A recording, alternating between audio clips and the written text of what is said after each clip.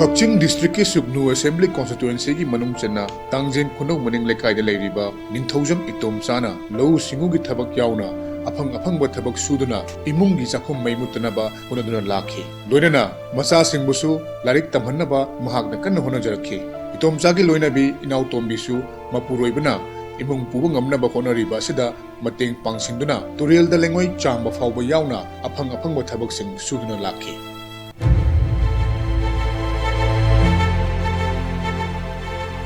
हौखिबा चही लिसिंग अनिगा तरामापनगी चही होरकपा दुवाइदा इतोमचागी लोइनबी इनाउ तोंबी breast cancer नारे हाइबा खंगलकपा मिकुप असिदा लाइरबगी पंथैदगी लांथोकपा ngamnaba नोंजु नुसा खाइदना थबक सुदना हिंजरिबा इमुंग असिदा अचौबा चैथेंग अमा पीबा होरखी महाकी लोइनबीबु कैंसर हाइरिबा तमथेरबा लाइना आसिगी खयातगी कलहौनबगी दमक इतोमचाना अयुक नुमिदांग खाइदना कोचेन चेंदना होनरकपा मतम अदुदा महाक मसासु पेरिएम्पुलरी कैंसर हाइरिबा तमथेरबा लाइना आसि नारे हाइबा खंगलखी आई इमुंग मनुंगसे लाइबक थीबा हाइबा इमुंग अमा हाइबदु ओइरे आई कोलास थाबा चल्ले अदु मा ऑपरेशन तौनेना फोन तौरे CMT कार्ड से पारब मतुंगजेदा आई नुपी प्राइवेट तौबनिना पैसादी पुथोरंगा लेतबनिना मिंगोंदि अफंग अफंगबा पुरुगा आइसे पैसासे पुथोगा आइसे आई नुपी जो ऑपरेशन तौबनि सुमान तौबदि आई उपाय लेतबदि आईगी इंगोंदो योनगी इंगोन योल मतुंग नमी मयांग सेन पुरुदु सिंगबा कोनद्रे अदु कनागम खरनदि नुसिबिदना थौबिरक्तबसु यावे अंदगिदि आई उपाय लेतदना आईगे कार्ड सिदगे तरो हिदाक कापदा था अमद रुपा लिसिंग निफुग मंगा सुमाइना चंगमदगी चही लोइद्रिङैदा था तरुक तरेके स्वाइदा कार्ड की पैसा से तत्खरे इमुंग अमदा अचौब थौदांग लौरिबा मतै मनाव अनिमक तमथीरबा लैनाना नादुना लेरबदा इतोमचागी मचानुपी याइमा मोनिकाना अंगांग ट्यूशन तौदुना अमदी फी सादुना ममा मपा अनिमकी अना लायंग चंगबा सेल अमदी इमुंगी चाना थकनबा कोननबा महाकी अंगंबा थाकता होनदुना लेरि पुपुसु नाय ममासु बाबासु पुलप नाय अनाबा ngakta ngaire अनाबगी इमुंग ओइरबुमने अदो आइना स्कूल पुइबा स्कूल प्राइवेट स्कूल अमदे ओजाना पुजाबने अदो कोविड लाइबनिना स्कूल सु कादरे अदो तोलोबसु फंगद्रे yang वाय जुमदा ngang amani private तौजबनदि फैमिली मेंटेन तौबो ngamdeba इवन बाबागी डॉक्टर चपगी बरा फाबो पोम ngamdeba तुनदि इनाउन पाम लैसिना अंगांग ओबनिना कछु खांगद्रे दो आइसु कॉलेज ति तौजरि दो तौरसु आइगी फॉर्म फिलअप अदि एडमिशन के दौबसे आई अदम आन तौजरबने स्कॉलरशिप कोम खरा थारगे स्कॉलरशिप की पैसा दना मिगी ममाई ऑपरेशन तौबदा पूर्व पैसा फो सिंगबा यायबा मस्तंगाय फदबने सिंगो हादे स्कॉलरशिप फंगबा पैसा दना ममाई पूर्व पैसा सिंगिबा अदो यावान पुजरी युमसे आइना बुरा पुबा मक्तिनते लेकाइनसु दुम खरा मतिंग तौबिरे मनुंगी चाब थकपसे लेकाई मपान हिंगबनी हाइबे यारे लेकाई हिंगिना पिबीबने आई चेंग पीरे दगी थुम थाव पीरे अदुमाइना तौरगा हिंगे अंगांग सिना मथन खतना प्राइवेट तमसिनादि कोनदबा अंगांग नुपा मचा सेमसु लाइक तंबगी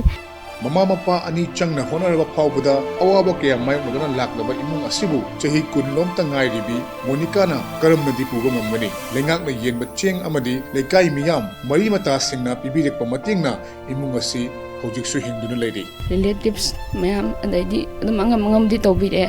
अदुबो मिसमी फैमिली लोइन लेनबनिना आइगि द परा ओंजन बिबिदि ngamथे दना वाबा खानदे आई हम वाय अदो ममा बाबा पर्सनली लाइंग निंगे अदो ngamna बस होना जगेने खले दो ngamदि ngamद्रे सिदगी न इम्फान बक चपजिद हुसिसे बराजे दबल लाए हानदी चामा तंग टिंगम चनी तंग टिंगम बजे हुजिकती चांगा चात्रुक टिंगे दबन दबन चल अबनी अदुना बराजे लैतबसे याम वाय इतोमचागी अपोकपा निंथौजम कुमारसु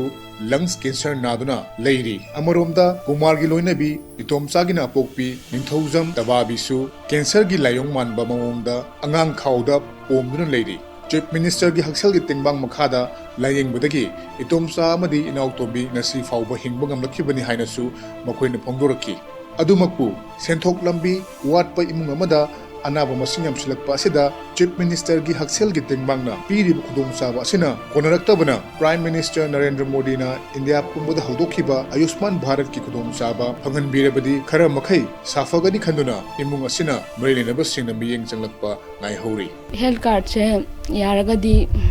प्राइम मिनिस्टर की दोना ऑनबियोन हाजबने दो कई कम कंडीशन लेबन खंग याबीद्रे दो अदुदो ओलगदी यामदि नुंगाइजनी CM HT पारमसिनसु बाबा होई हजि फावबा लेजरिने खंजैबा दो सिगदी याम नुंगाइजरे अदुगा काचे अदुदा कनो तोबा यारगदी ओंथोपीबा यारगदी ओलन चनिंगे अदुमता कार्ड सिमा खक्तंगना आई उपायदि आम ओहेले हिदा कापगी दमक्तदि अदुगा अखोइना साइट कनो प्राइवेट तौदा यादबा टेस्ट तौरक्पा अदगी लंबी चटपगी बरा लेतबा असुगुंबदा अदगी हिदा लांथक खरजु कार्ड की मनुंग चंदबा खरा लैबा यावरक्पा असुमदा अदुम चटपगी पैसा सेने वारिसे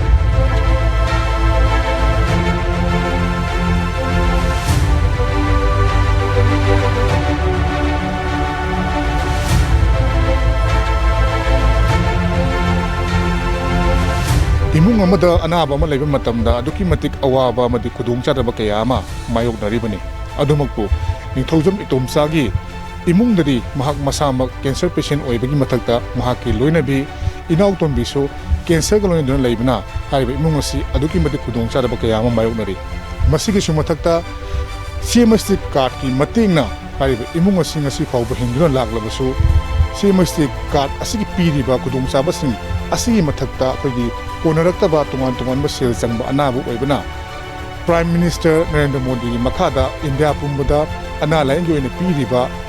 आयुष्मान भारत की असुगुमलबा स्कीम असी मखादा पीरिबा लुपा लाख 5 रोमगी ओइबा स्कीम असी इमुंग असिना पामदे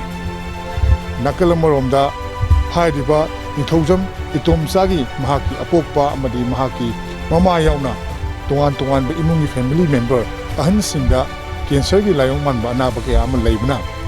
हारिबा इमुंग असिगी मियोइसिंग अमदी हरुकलिबा आंगांगसिंगदा करी करंबा अनाबसिंग लेरिबगी हाइबदुसु ngaligai matamda khangdokpagi tangai fudaba leiri camera person एल कबिगना पामजरिबा आई टिटमयम प्रेमचांद इम्पैक्ट न्यूज तांदें खुनों मुनेंग लेकाई सुगनु कक्चिंग डिस्ट्रिक्ट